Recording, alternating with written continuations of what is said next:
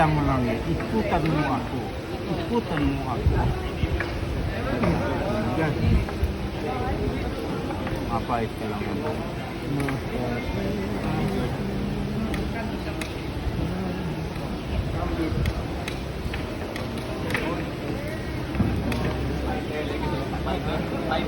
Pagdini ka.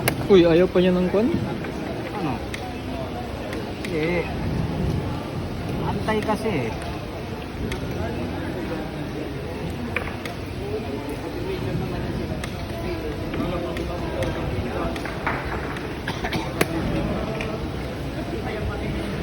Binigyan pa ng chance? Bigay pa lang siya. Bigay mo yan, ha? Ibigay mo. Ha? Biglang talo pa oh.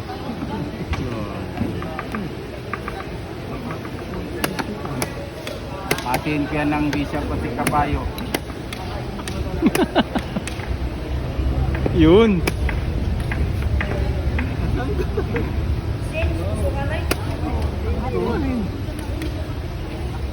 Da. Wala na, pas. Matiin ka ng bisya pati kabayo. Ako pa? Ka naman. Ala, Anong tabla? draw yan. Kung magkatabla ka dyan, sabi ni ko na magaling ka. Draw yan, draw. Matiin ko yan. Tsuri yan. Madali lang sa akin magmati ng bisya Check muna, pati check. kabayo. Hindi, mahirap. Uy, punta Check ka lang muna. sa kwan. Tsaka raw bukas doon sa Tagli. Alam yan ni Jordan, paano mating mga ganyan. Ayan yung ginawa ni Kwan, dagong pati ni Kwan, no? Yung sa kay Joey. Sabi ang magmati ako ng kabayo kasi bisya. Tsaka raw sa Tagli. Grabe ka naman, Greg. Dapat yung bishop nasa Kwan, B6.